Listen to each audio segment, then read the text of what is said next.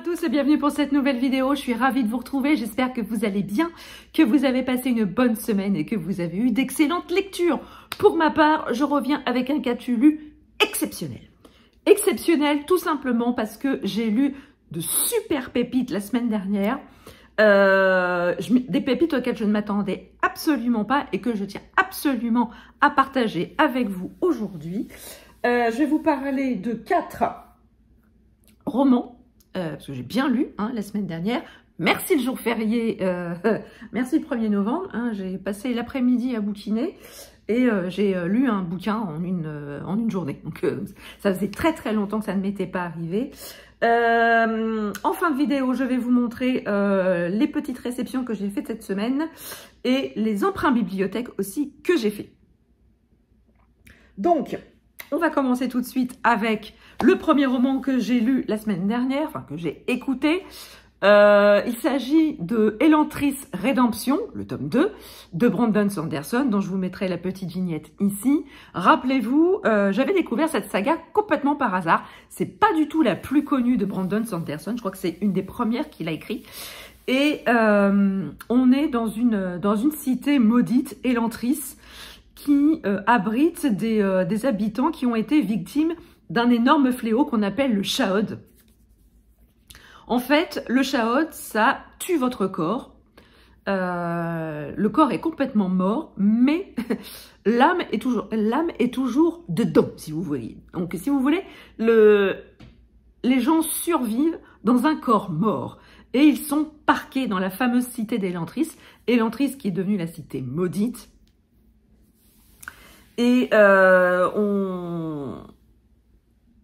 on y croise Raoden, qui est un prince, qui a été victime lui-même du Chaod, et qui est obligé de partir pour Elantris. Et de là, il va commencer à mener une petite révolution pour essayer de redorer un petit peu le blason d'Elantris, s'il en est.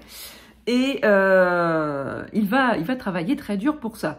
Sauf que, avant d'être frappé par le Chaod, il devait épouser sa reine, une jeune princesse, qui arrive donc pour son mariage. Et là, elle apprend que son mari est mort. Enfin, que son pseudo-mari est mort. Donc, pas de mariage. Mais, bon, avec le contrat qui a été passé en vue du mariage, elle a des droits. Elle a des droits et du coup, elle reste dans le pays de son époux, pas tout à fait. Et là, elle va comprendre qu'il y a des luttes pour prendre le pouvoir. Et c'est une jeune femme qui est rebelle, qui ne veut pas rester comme un élément de décor. Et donc, elle va tout faire pour comment dire, pour porter le flambeau de ce que voulait faire Raoden. Et elle va mener elle aussi une révolte de son côté, mais avec les vivants. Donc dans ce tome 2, on va retrouver les personnages tels qu'on les avait quittés dans le tome 1, et ils mènent tous les deux, chacun de leur côté, leur projet. Alors, bien évidemment, on se doute bien qu'arrivé un moment, ils vont quand même finir par se recroiser. Et c'est tout l'enjeu de ce tome 2, où beaucoup de choses sont révélées, où beaucoup de complots sont mis à jour. J'ai vraiment beaucoup aimé la relation qui se noue entre Sarene et Raoden. Vous le verrez si vous le lisez ou si vous l'écoutez. Cette relation est extrêmement particulière, elle est très forte, malgré toutes les embûches, malgré tous les bâtons qu'on leur met dans les roues, parce que franchement, c'est pas évident pour eux. Et franchement, j'ai adoré. Je pense que j'ai encore plus aimé ce tome 2 que le tome 1. Il s'écoute vraiment... ça passe tout seul, quoi. C'est le style de Brandon Sanderson est hyper fluide, pour ceux qui connaissent. Et là, ça ne loupe pas. Franchement, c'est une saga qui gagne à être connue. de par l'univers qui est construit, de par les personnages, que ce soit les personnages principaux comme les personnages secondaires, ils gagnent vraiment tous à être connus, ils ont vraiment toute leur place dans ce roman, et c'est vraiment une très très bonne saga de fantasy. Alors je crois qu'il y a que 2 tomes. Donc pour ceux qui voudraient débuter la fantasy avec quelque chose de pas trop compliqué et de court surtout, parce que les sagas de fantasy, on sait très bien que c'est des sagas pour certaines, il y en a qui durent. Donc là, franchement, si vous voulez débuter la fantasy avec une saga courte, allez foncer sur Elantris. Ensuite, petite pépite à laquelle je ne m'attendais pas, c'est La Carte des Confins, tome 3 de Marie Repelin aux éditions Pocket Jeunesse. Pourquoi petite pépite à laquelle je ne m'attendais pas? J'ai lu les 2 premiers et très sincèrement, je pensais que c'était une duologie. Donc quand j'ai vu qu'il y a un tome 3 qui sortait, je me suis dit, bon, est-ce que c'était prévu de longue date et que j'avais pas eu l'info? Ou est-ce que, avec la pression des fans, Marie Repelin a écrit le tome 3? Donc j'étais un peu méfiante parce que je me suis dit, si vraiment c'est quelque chose qui n'était pas prévu à la base et que finalement ça a été fait, je me suis dit, est-ce que ça va pas faire un flop? Parce qu'on j'ai déjà vu des romans qui sont sortis avec la pression des fans, je m'entends, hein, mais qui n'étaient des suites qui n'étaient pas prévues à la base et dont les personnages reviennent. Et quand c'est pas prévu, bah ça se sent et à chaque fois c'est, je veux pas dire que c'est pas bon, mais c'est pas aussi bon que les premiers. Et donc c'était avec un petit peu cette appréhension que j'ai lu La Carte des Confins, tome 3. Donc ici, on se retrouve avec la relève des Jackson, on retrouve Blake et Callie, et tout l'équipage de la Valonne, sauf que ici, dès le début du roman, on assiste à la naissance des enfants Jackson. Blake et Callie se sont reproduits. Et ils nous ont... et Callie a accouché de jumeaux, Scarlett et Alexander, qui vont donc grandir sur la Valonne. Et à l'âge de 14 ans, Scarlett décide de quitter l'équipage pour faire une formation plus poussée en magie sur l'archipel. Et donc, elle quitte son frère, elle quitte ses parents et elle quitte Eren. Alors, Eren, c'est un jeune garçon qui a été recueilli par les Jackson alors qu'il était petit, il était orphelin et Callie l'a immédiatement pris sous son aile et du coup, il a grandi avec les jumeaux. Et donc Scarlett quitte donc l'équipage pour faire sa formation. 4 ans plus tard, lors de la cérémonie de clôture de la formation, ses parents reviennent pour cette cérémonie. Et là, il va se passer un cataclysme. Il va se passer, comme on dit par chez moi, il va y avoir une couille dans le pâté.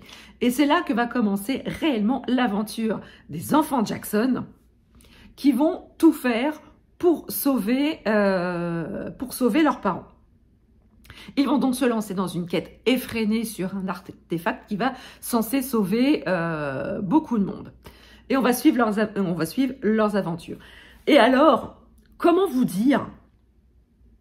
Je crois que mes préjugés sont tombés, enfin mes craintes sont tombées au chapitre 2. Parce que je me suis tout de suite plongée dans ce récit et je crois que je l'ai encore plus aimé que les 2 premiers tomes. Il y a de l'action, il y a de l'humour, il y a des secrets, il y a des trahisons. J'ai tout aimé dans ce roman. Franchement, c'est vraiment, à mon sens, le meilleur des 3. J'ai beaucoup aimé les enfants, je les ai trouvés beaucoup... alors, ils ont beaucoup de traits de caractère de leurs parents, mais ils ont leur propre trait de caractère qui fait que on s'attache tout de suite à eux, que ce soit à Scarlett, à Alexander, à Eren. Bien évidemment, j'ai adoré retrouver l'équipage de la Valonne. Vous savez, moi, ma passion pour les livres où il y a des pirates, j'adore ça. Bien que dans dans ce tome 3, on soit moins dans la piraterie que dans les 2 premiers tomes. Mais bon, j'ai quand même aimé retrouver les personnages, toute cette bande de pirates soudés qui forment une grande famille. Vous savez, moi j'adore quand ça se passe comme ça. Et franchement, ce tome 3, il vaut vraiment le détour. Lisez, lisez La Carte des Confins pour le tome 3. Voilà, c'est tout ce que je peux vous dire. Ensuite, comme vous le savez, nous sommes début novembre. Le 1er novembre a débuté le challenge de Séverine. Il est bien ce livre, le Black November. Pour la consigne pour les premiers jours du Black November, du 1er au 3, il fallait lire un roman de moins de 250 pages. Et avec Séverine, on s'était dit, bah tiens, on va tricher, on va commencer notre challenge par tricher, et on va lire L'Alpha et l'Oméga, le nouveau roman d'Estelle Tarot, publié aux éditions Tornada. Vous savez, j'adore Estelle Tarot, j'adore ce qu'elle fait. C'est toujours finement, c'est des romans finement psychologiques. Et là, on va vraiment rentrer dans un sujet extrêmement intéressant. L'Alpha et l'Oméga, c'est l'histoire d'une tueuse en série. C'est une femme, elle s'appelle Nadège. Et dans tout son entourage, il y a toujours des morts plus ou moins inexpliquées. Et elle va donner naissance à un enfant, à un petit garçon qui s'appelle Cédric. Et on va suivre l'histoire de cet enfant et de cette femme. Parce qu'on va très vite découvrir que les circonstances de la conception de Cédric sont un peu compliquées. Et à la base, il n'était pas spécialement désiré. Et comment vous dire que cette femme, tueuse en série, accouche d'un enfant, qu'est-ce qu'elle va en faire? Va-t-elle le tuer dès la naissance? Va-t-elle lui donner une chance? Et finalement, on va, tout au long du récit, voir l'évolution de la relation entre le nourrisson, le petit garçon, l'enfant, l'adolescent et l'adulte. Et comment la relation mère-enfant évolue, en sachant que cette femme est une tueuse en série. C'est en très peu de pages, Estelle Tarot, elle a réussi à mener une intrigue où la tension monte de page en page. Et bon, pour être très clair avec vous, on sait très bien comment ça va se terminer. C'est pas une surprise. Mais pendant tout le long du récit, on sent cette ambiance malsaine qui monte. Malgré le... Alors, moi j'ai trouvé le personnage de Nadège extrêmement intéressant parce que... alors oui, effectivement, c'est une tueuse en série. Elle a tué, oui. Je ne veux pas dire qu'elle a des circonstances atténuantes, mais quand on découvre son passé, quand on découvre son enfance, son adolescence, on peut pas comprendre pourquoi elle en est arrivée là, parce que bon, des gens qui ont eu des problèmes dans leur enfance, ils ne deviennent pas tous psychopathes et tueurs en série, Dieu merci, parce que sinon on serait franchement dans la merde. Mais voilà, c'est un début d'explication. Je ne dis pas que ça l'excuse complètement, mais on peut comprendre.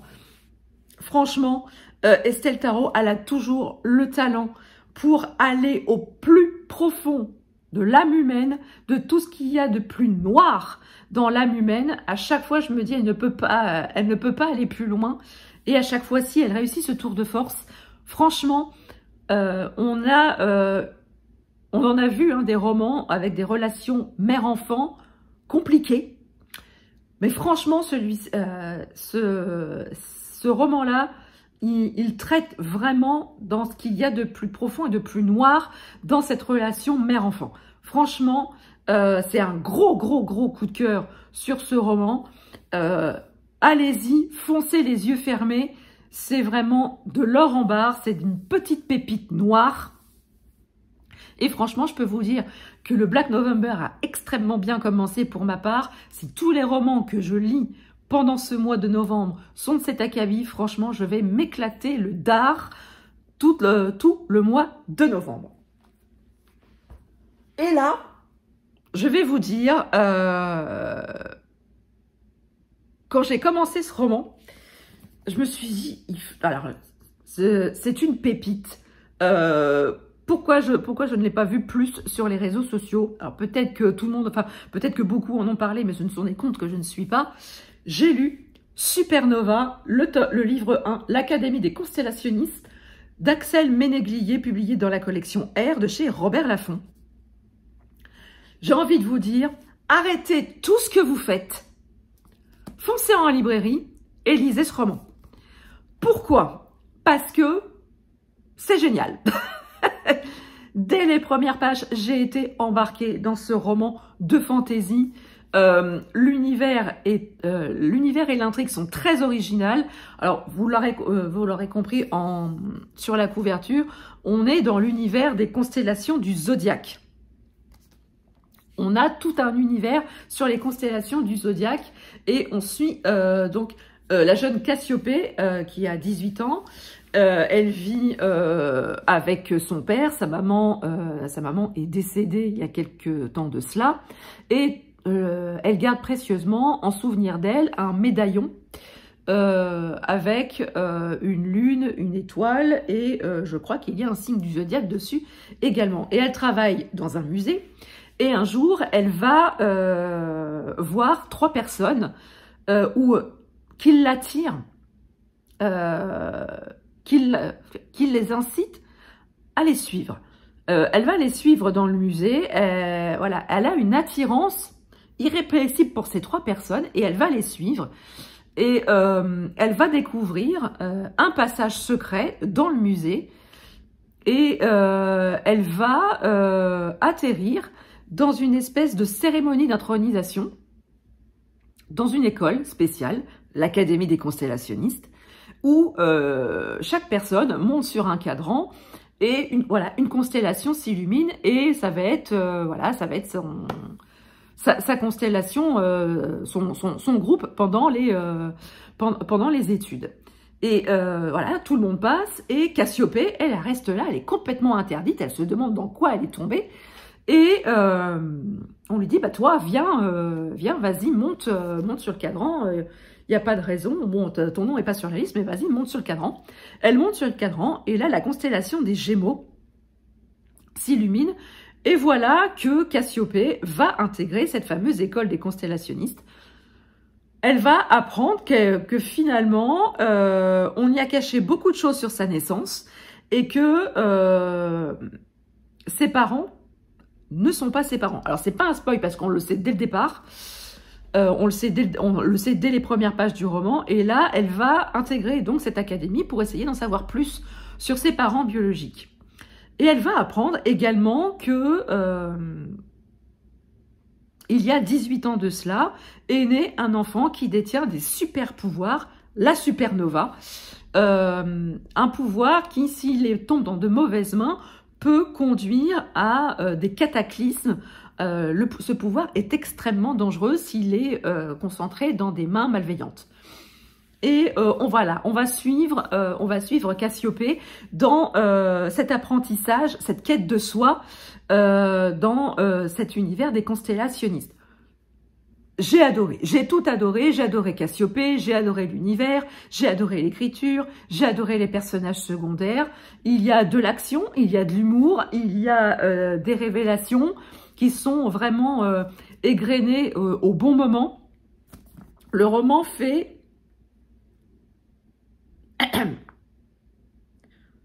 un peu plus de 500 pages, voilà, 525 pages. Ça passe tout seul.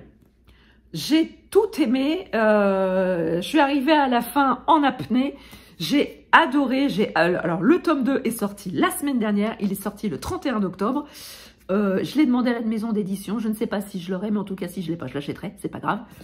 Mais franchement, arrêtez tout, foncez en librairie et achetez ce livre, voire même achetez tous ceux que je vous ai présentés. Voilà, arrêtez tout Et foncez en librairie, achetez ces romans. Franchement, c'est des grosses pépites, c'est des gros coups de cœur.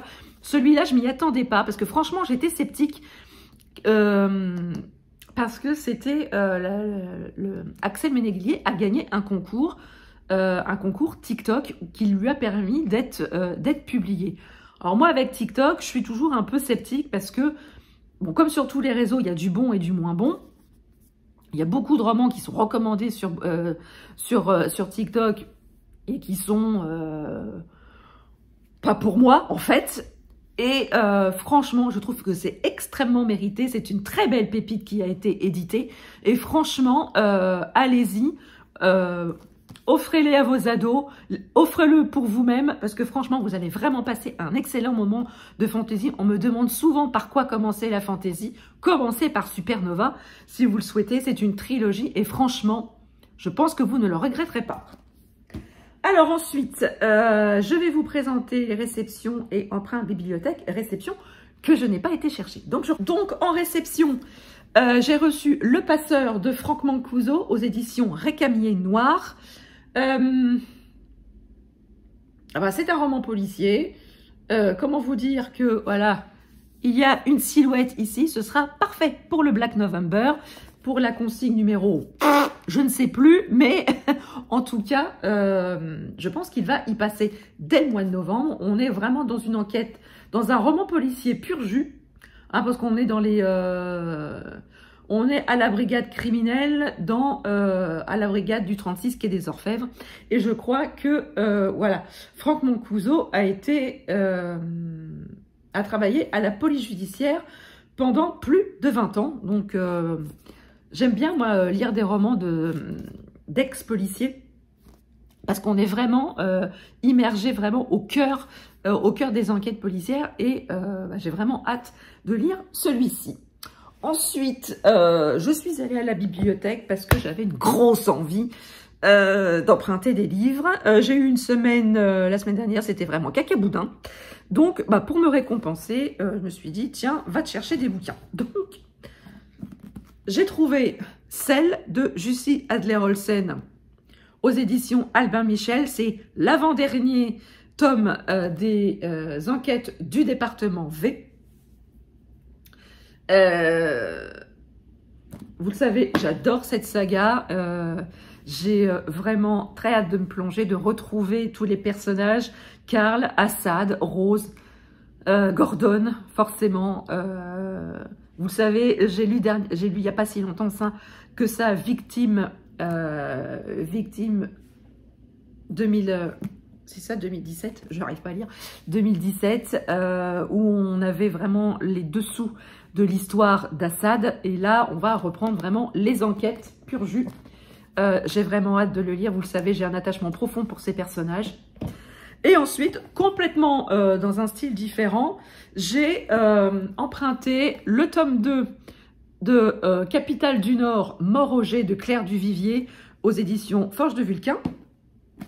Et le tome 3, L'Armée Fantoche, toujours aux Forges de Vulcain. J'avais lu le tome 1 il y a quelques temps de cela, et j'avais pas poursuivi. Alors, j'avais trouvé le tome 1 assez long à se mettre en place, et l'action commençait vraiment en fin de roman.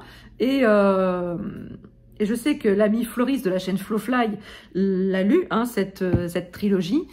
Et il m'avait dit, oui, vas-y, fonce, c'est vraiment génial, tu vas voir, le tome 2 et le tome 3 sont formidables. Donc, petite dédicace à Floris, je vais me plonger dans le tome 2 et le tome 3 de Capitale du Nord. Donc voilà, cette vidéo est à présent terminée, j'espère qu'elle vous aura plu. N'hésitez pas à me dire en commentaire si je vous ai donné envie de lire les romans que je vous ai présentés. N'hésitez pas à me dire ce que vous avez lu, vous, la semaine passée. Un petit pouce en l'air, un abonnement, c'est gratuit, ça fait plaisir, ça ne fait de mal à personne. N'hésitez pas à partager votre instant de visionnage. Sur ce, je vous laisse, je vous souhaite de très très bonnes lectures, une très très belle semaine et je vous dis à très bientôt pour une prochaine vidéo. Ciao!